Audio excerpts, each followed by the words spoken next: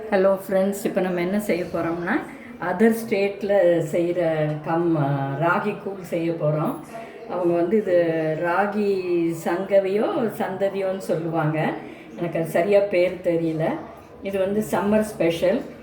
Last time நம்ம பண்ண மாதிரி 1 டம்ளர் ராகி மாவு எடுத்திருக்கேன்.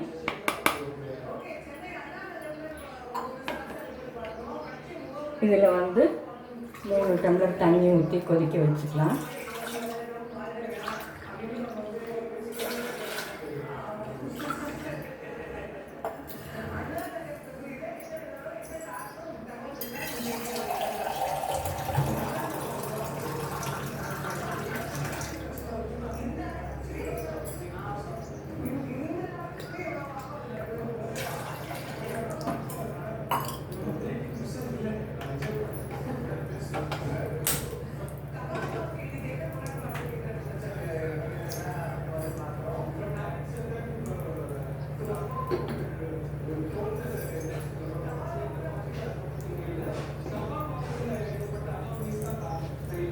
இது 2 பேருக்கு தேவையானது தான் செய்கிறேன்.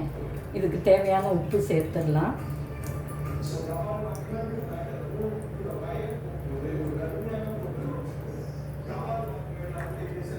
இந்த 1 டம்ளர் ராகி மாவை கட்டி இல்லாமல் கரைச்சிக்கலாம்.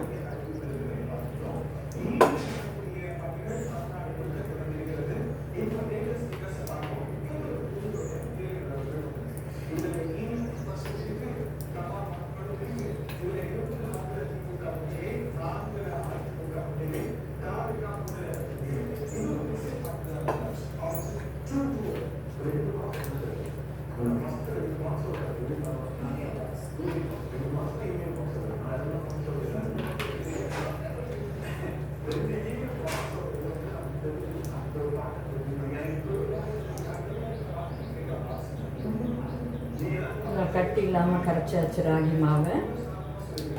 இது அப்படியே சைடில் இருக்கட்டும்.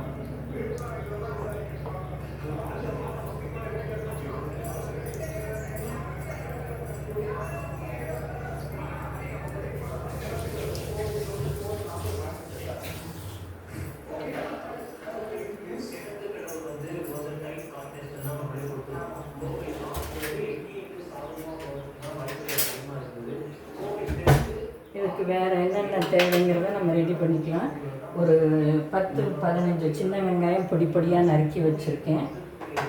கொஞ்சம் சாதம், ஒரு கைப்பிடி அளவுக்கு சாதத்தை மிக்சியில் விப்பர் மோடில் போட்டு இது மாதிரி 1-2 அரைச்சி வச்சுருக்கேன்.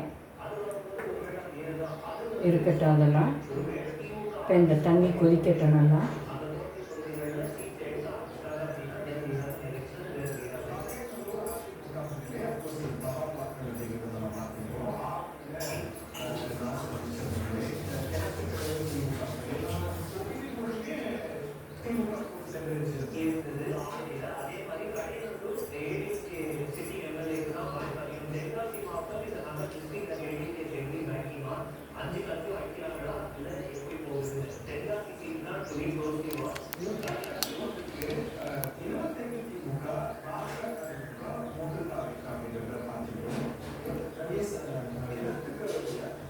தண்ணி கொதிக்க ஆரம்பிச்சிருச்சு. இப்போ இந்த கரைச்சி வச்சுருக்க ராகி மாவை இதில் சேர்த்துக்கலாம் கொஞ்சம் கொஞ்சமாக.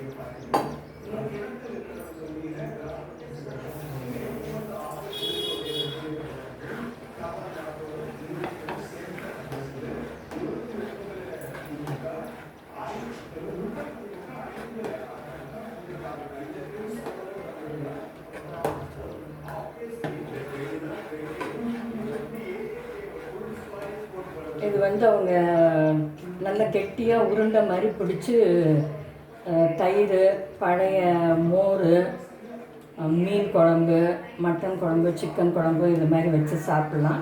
பட் நான் அவ்வளோ கெட்டியாக செய்யலை, ஸ்பூன் போட்டு அளவு சாப்பிட்ற மாதிரி தான் செய்ய போகிறேன், சூடாக சாப்பிட்றதுனால.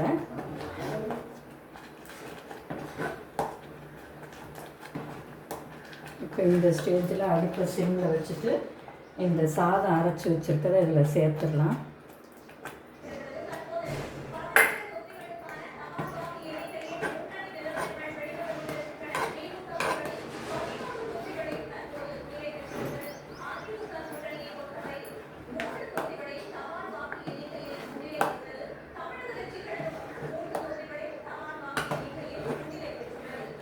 ஒரு 2 நிமிஷத்துலேருந்து 5 நிமிஷம் வரைக்கும் சாதமும் இந்த ராகி வெளியே சேர்ந்து கொதிக்கட்டும்.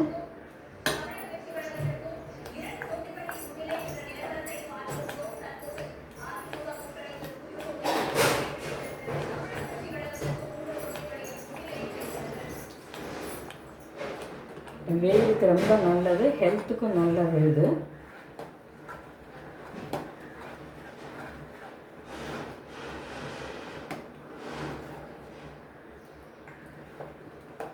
இப்போ 5 நிமிஷம் ஆயிடுச்சு. இப்போ இந்த பொடி பொடியாக கட் பண்ணி வச்சுருக்க சின்ன வெங்காயத்தை இதில் சேர்த்துடலாம்.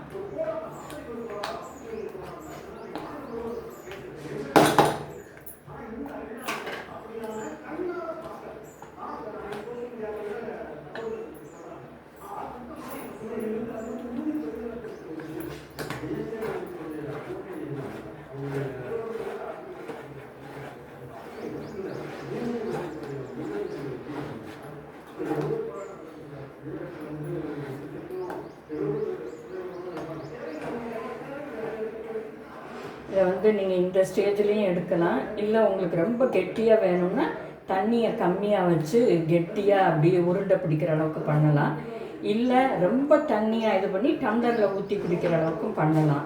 3 ஸ்டேஜில் பண்ணலாம். எப்படி பண்ணாலும் ராகி வந்து ஹெல்த்துக்கு நல்லது, இந்த வெயிலுக்கு ரொம்ப நல்லது. பாருங்கள், அவ்வளோதான், இது ரெடி ஆயிடுச்சு. பாய், நம்ம அடுத்த வீடியோவில் பார்க்கலாம்.